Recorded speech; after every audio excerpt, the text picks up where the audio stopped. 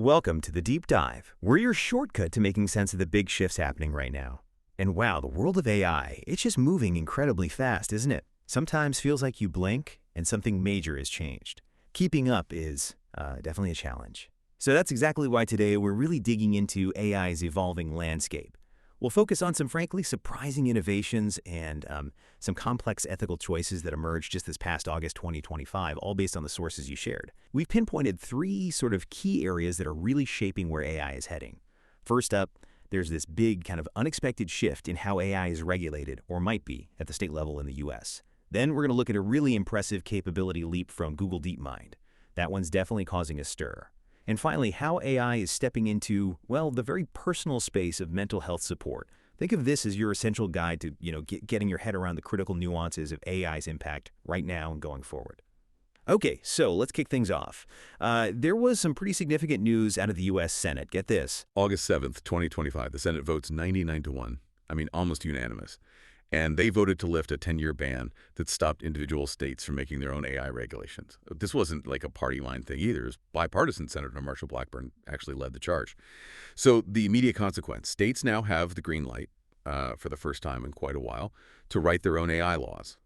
And that, while that runs counter to what big tech players like OpenAI and Google have generally wanted, they've tended to argue for, one set of rules from the federal government, makes things simpler, more predictable for innovation, they'd say. Yeah, and what's really fascinating here is just how quickly some states are jumping on this. Mondak's reporting, for instance, that places like California, New York, they're not just talking about it, they're actually drafting legislation already.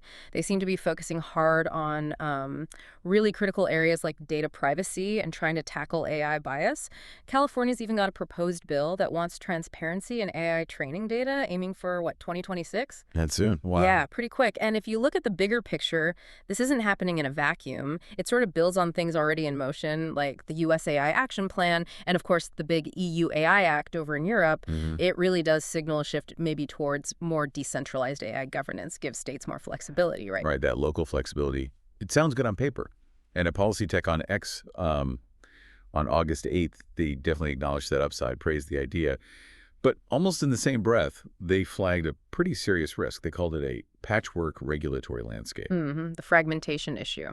Exactly. I mean, just picture it. Tech companies suddenly having to navigate maybe 50 different sets of AI laws across the U.S. That's a compliance nightmare waiting to happen. Totally. More than just a headache. It could really affect strategy, couldn't it? Where do you invest? Where do you deploy new AI? Absolutely. You could see some states becoming hubs because their rules are maybe clearer or more innovation-friendly, while others lag behind. Yeah, and that really raises the question of how this whole thing, if it's not harmonized somehow, could impact the speed, the direction of AI development nationwide. It's a big question mark. Okay, so from policy complexities, let's shift to the tech itself, because here's where things get really interesting. We saw a major development from Google DeepMind. They launched AlphaCode 2 on August 9th. Ah, yes, AlphaCode 2. Yeah, the AI track had the details. This isn't just any AI, it's highly specialized. It apparently has like 400 billion parameters. Which is massive. That's the knowledge base it learns from. Right. And it's built specifically for competitive programming, tackling those really complex, logic-heavy problems. And the performance is apparently, pretty stunning. It's blowing past its predecessor, scored 92% on Codeforce's benchmarks. Those are like the super tough coding challenges, right? Two Olympics of coding, basically. Yeah. And Hugging Face evaluations say it's 25% more efficient than XAI's Grok 4.4. So it's faster, uses fewer resources. That efficiency part is key for practical applications. Definitely. And the AI track mentioned it's already being used in Google's cloud platform.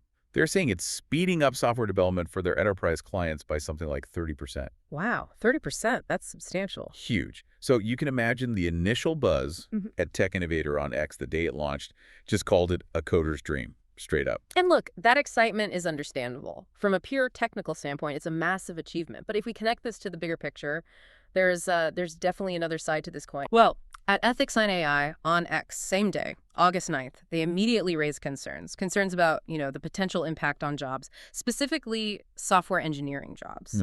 The automation question. Exactly. And AlphaCode 2 isn't appearing out of nowhere. It builds on progress we've seen in other models, like Alibaba's Qwen 3 coder, particularly that ability to take natural language, like just describing what you want, and turn it into complex working code. Right. That's the holy grail for some applications. It is. And it lines up perfectly with what Gartner has been talking about, these increasingly powerful task-specific AI models. So yes, the efficiency is a huge win for innovation, for getting things done faster, but that potential for disrupting the job market, that needs some serious proactive thinking as these tools become more common. We can't just ignore it. Yeah, that's a crucial point. Balancing the progress with the human impact. Okay, so we've talked policy, we've talked cutting-edge coding AI. Yeah. Let's pivot now to something maybe more directly human-focused. And this touches on a really big question. Can AI actually help with something as personal, as sensitive as mental health?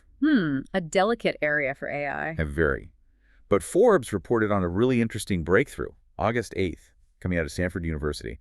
It's an AI-driven therapy assistant they're calling MindMate. MindMate, okay. What does it do? Well, it uses natural language processing, so it understands and responds to speech to provide real-time mental health support. And it's designed to be integrated into telehealth platforms, the ones people are already using. So it works alongside human therapists. Seems like it. And the trial results they reported are pretty striking. They found it reduced therapist workload by 20%. That could free them up for more complex cases, maybe. That could be significant, yeah. Less burnout, maybe more focused care. And it apparently improved patient engagement by 15%. But here's the bit that really caught my eye. Its diagnostic potential.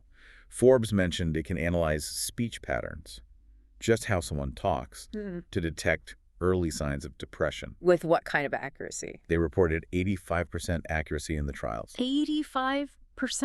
That's quite high for detecting something so nuanced from speech. Isn't it? So the immediate reaction, like from at Health Tech Now on X that same day, was really positive. They highlighted the potential for making mental health support much more accessible. And accessibility is a huge issue in mental health care, so that potential is definitely there.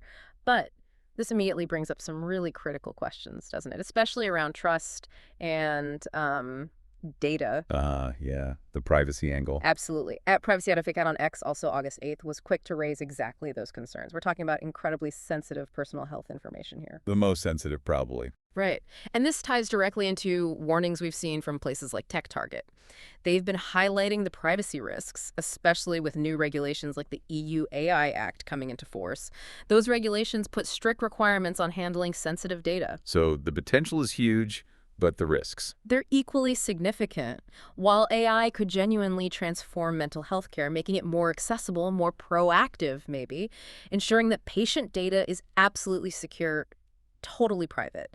That's not just important, it's fundamental. It's the bedrock for any kind of trust or adoption in this space. Get that wrong, and the whole thing collapses. Absolutely critical. Okay, so we've covered these three sort of flashpoints from August. The regulatory shifts, the big tech leap with AlphaCode 2, and this move into mental health. When you weave them all together, what's the bigger picture? What does this tell us about where AI is right now? It really feels like a key moment, this ethical AI frontier people talk about. It really does feel pivotal. When you synthesize these things, you see these recurring tensions playing out. So take regulation, that Senate vote. It empowers states, allows that local tailoring we talked about, good, potentially. But the flip side is that risk of fragmentation, creating barriers. And that echoes what The Guardian's been highlighting globally, this struggle for consistent AI policies everywhere. Lack of harmony could slow things down or create loopholes. Okay, that makes sense. Regulation, local power versus fragmentation. What else? Then there's the innovation versus impact dynamic.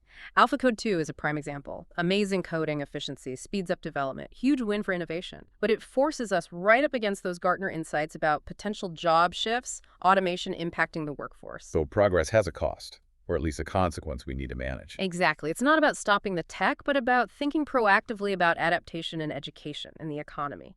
And the third theme is application versus risk, or maybe application versus responsibility. MindMate and mental health. Incredible potential to transform care, improve access, that's the application. Right. But it comes hand in hand with that non-negotiable need for ironclad data security and privacy. TechTarget's warnings are spot on there. Public trust is paramount. So these specific examples really highlight broader trends then. I think so. And we see supporting data elsewhere. McKinsey did a survey recently, found something like 71% of organizations are now playing with generative AI. 71%, that's huge adoption. It is huge experimentation, but here's the catch. Only 1% were rated as mature in actually deploying it effectively and responsibly. So lots of dipping toes in the water, but not much deep swimming yet. Precisely. It shows there are real challenges in scaling this stuff, moving from trying it out to integrating it properly. And Stanford's AI Index, that backs this up too, noting this global diversification in AI. The US and Asia are still leading development, but it's spreading. And as these global rules, like the Global AI Ethics Code or the EU AI Act, get tighter, the core challenge just keeps coming back. How do we balance driving innovation forward with ensuring real accountability and making sure this benefits society broadly? It's the central question. That really ties it all together. Okay, that's our deep dive for today. We've unpacked that surprising shift towards state-level AI laws in the U.S., the impressive power of Google DeepMind's AlphaCode 2, and AI's tentative but potentially transformative steps into mental health. August 2025 definitely feels like a snapshot of AI's complex, rapid evolution. So here's something to think about. Given how fast all this is moving and seeing that constant tension between innovation and accountability, what's our role? What responsibilities do we have, as individuals, as a society, in trying to shape an ethical future for AI? And maybe more importantly, how do we make sure that the undeniable benefits of AI end up being shared equitably and that it's deployed securely for everyone? Definitely some big questions to keep mulling over as AI continues to weave itself into our world.